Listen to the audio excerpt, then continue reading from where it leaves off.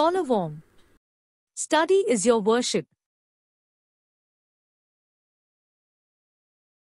Plant cell और animal cell के बारे में। तो प्लांट सेल जो होती हैं ये यूजुअली लार्ज होती हैं, animal cell comparatively smaller in size होती हैं। जो प्लांट सेल होती हैं इनके पास सेल वॉल प्रेजेंट होती है। प्लाज्मा मेम्ब्रेन और मिडल लैमेला तो होता ही होता है, इसमें मिडल लैमेला भी कई टाइप का होता है, प्राइमरी सेकेंडरी। क्योंकि हम आगे सेल वॉल डिस्कस करेंगे तो अच्छे से बताएंगे कि प्राइमरी सेल वॉल या सेकेंडरी सेल वॉल क्या होता है।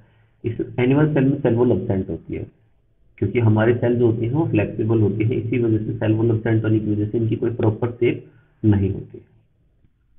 तो प्लांट सेल होती है उनमें प्लाज्मोडेस्माटा होता है। प्लाज्मोडेस्माटा क्या होता है? प्लाज्मोडेस्माटा जैसे कि मान लीजिए ये दो सेल हैं, ठीक है, ये सेल ए है, ये सेल बी है।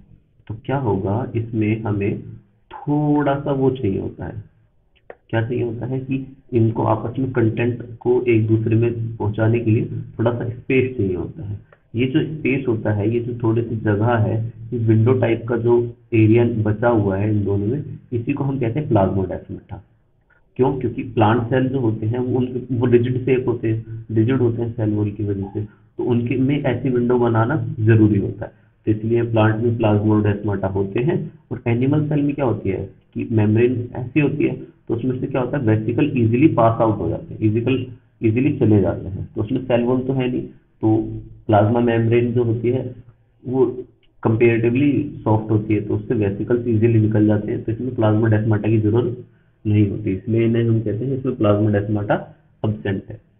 प्लांट सेल में क्लोरोप्लास्ट होता है क्योंकि फोटोसिंथेसिस करते हैं। एनिमल सेल में क्लोरोप्लास्ट नहीं होता क्योंकि इन्हें फोटोसिंथेसिस करने की जरूरत नहीं होती, ये अपने फूड के लिए इनडायरेक्टली किसी और पे डिपेंड करते हैं, इसीलिए हम इन्हें कहते हैं ये होलोजोइक होते हैं। मतलब इसको हम डिटेल में पढ़ेंगे, होलोजोइक क्या होते हैं।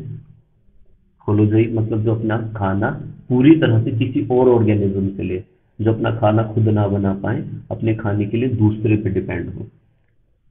प्लांट सेल में जो वैक्यूल होते हैं वो लार्ज होते हैं और परमानेंट होते हैं, मतलब होंगे और बड़े होंगे।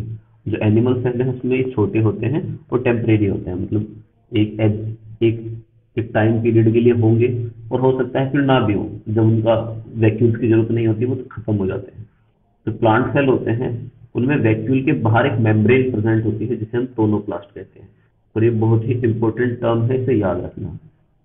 और एनिमल सेल में वैक्यूल जो होते हैं वो क्या होते हैं, वो गैस के ऐसी कैविटी बन जाती है, तो उन्हें कोई भी मेम्ब्रेन की जरूरत नहीं होती, तो इसमें इसीलिए कहते हैं टोनोप्लास्ट एब्सेंट होता है। हाँ जी, और ये सेंट्रियोल, सेंट्रियोल अगेन ये इंपॉर्टेंट चीज है। सेंट्रियोल एक सेल ऑर्गेनल होता है जो कि सेल डिवीजन में हेल्प करता है। किसमें हेल्प करता है? सेल डिवीजन में हेल्प करता है, और ये हमें सिर्फ और सिर्फ एनिमल सेल में मिलता है, प्लांट सेल में ये एब्सेंट होता है। ये प्लांट सेल में एब्सेंट होता है मैक्सिमम में, बट कुछ मोटाइल सेल होती हैं इन लोअर प्लांट, उनमें ये मिल जाता है, ये एक एक्सेप्शन है। नेक्स्ट अगर न्यूक्लियस की बात करें तो प्लांट सेल में जो न्यूक्लियस होता है वो पेरीफेरी में होता है। पेरीफेरी मतलब कि एक साइड में होगा, सेंटर में नहीं होगा। और जो न्यूक्लियस एनिमल सेल में होता है वो सेंटर में होता है। इसमें पेरीफेरी में क्यों चला जाता है? प्लांट सेल में जो हमारा न्यूक्लियस है वो पेरीफेरी में क्यों चला जाता है? क्यों? क्योंकि अभी अभी हमने पढ़ा है कि इसमें जो वैक्यूल होता है, प्लांट सेल में जो वैक्यूल होता है वो लार्ज होता है और परमानेंट होता है, जिस वजह से वो सेंटर में होता है।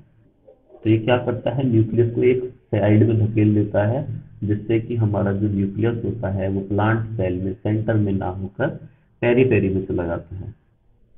और इसमें एनिमल सेल में तो हमारा वैक्यूल जनरली नहीं होता, और होता भी है तो बहुत छोटा होता है, जिससे कि न्यूक्लियस की पोजीशन को कुछ खास फर्क पड़ता नहीं है।